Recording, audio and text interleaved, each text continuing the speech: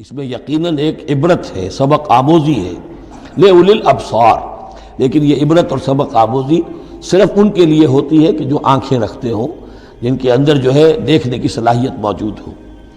اب یہ آج بڑی اہم آ رہی ہے فطرت انسانی کے اعتبار سے۔ ظاہر بات ہے کہ چونکہ یہاں خاص طور پر میں نے عرض کیا تھا کہ یہود کی طرف ایک جو ہے وہ ایک روح سخن موجود ہے اہل کتاب کی طرف، اور اس واقعے کے اندر تو خاص طور پر جن لوگوں کے اندر کہ یہ دنیا کی محبت زیادہ شدید ہوتی ہے، تو اس کا ایک اثر بتا رہے ہیں کہ یہ واقعتاً اللہ نے فطرت انسانی میں رکھی ہے، اس لیے کہ یہ دنیا جو ہے اسے اللہ نے چلانا ہے، اس کی رونقیں رکھنی ہے جب تک اس کی مرضی ہے، قیامت تک تو اسے آباد رکھنا ہے۔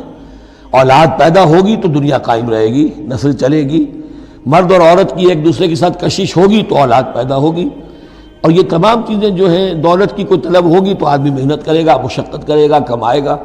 تو اس لیے یہ چیزیں فطرت انسانی میں ہیں، یہ بیسک اینیمل انسٹنکٹس ہیں۔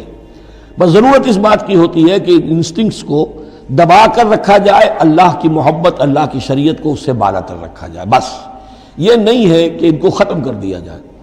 سیلف اینیہیلیشن اسلام میں نہیں ہے، یہ رہبانیت ہے کہ اپنے نفس کو کچل دو، ختم کر دو، نہیں، سیلف کنٹرول، اپنے آپ کو کنٹرول میں رکھو۔ یہ منہ زور گھوڑا ہے نفس انسانی کا، لیکن جتنا طاقتور گھوڑا ہوگا اتنا ہی آپ کے لیے تیز دوڑنا جو ہے وہ آسان ہوگا، لیکن جتنا منہ زور اور طاقتور گھوڑا ہے اتنا ہی اسے قابو میں رکھنے کی ضرورت بھی ہے، ورنہ اگر اس کے رحم و کرم پر سوار آ گیا تو جہاں چاہے گا پٹخنی دے دے گا۔ تو اس اعتبار سے سیلف کنٹرول ہو، گھوڑا پورا قابو میں ہو۔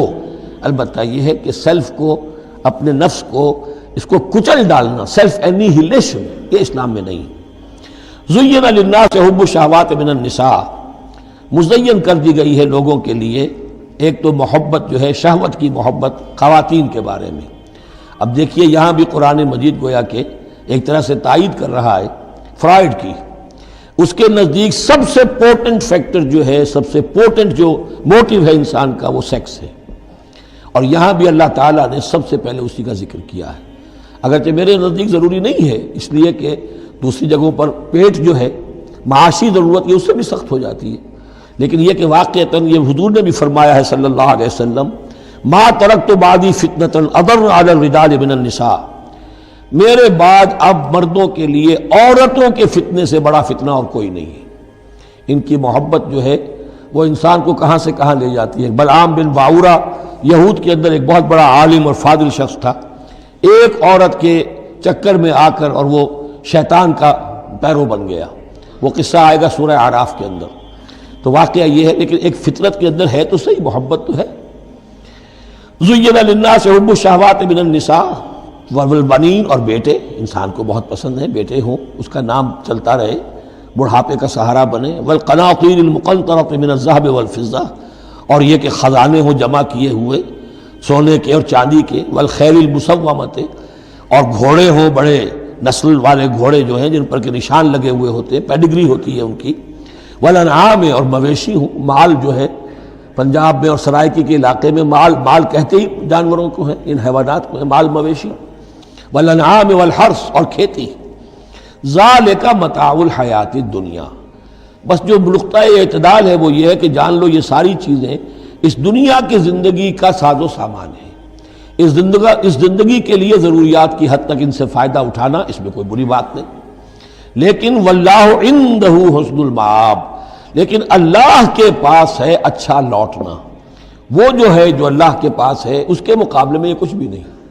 اگر یہ ایمان بالآخرہ ہے تو پھر تو انسان ان تمام چیزوں کو، اپنے تمام جذبات و میلانات کو ایک حد کے اندر رکھے گا، اس سے آگے نہیں آنے دے گا۔ لیکن اگر ان میں سے کوئی ایک شے بھی اتنی زوردار ہو گئی اس کی محبت کہ آپ کے دل کے اوپر اس کا قبضہ ہو گیا، تو بس آپ گئے، اب وہی ند ہے، وہی اب آپ کا معبود ہے، چاہے وہ دولت ہو، چاہے وہ کوئی اور شے ہو، وہ اب آپ کا معبود بن جائے گی۔ قُلْ أُنَبِّئُكُم بِخَيْرٍ مِّن ذَلِكُمْ، ان سے کہیے کہ کیا میں تمہیں بتاؤں کہ ان تمام چیزوں سے بہتر شے کون سی ہے؟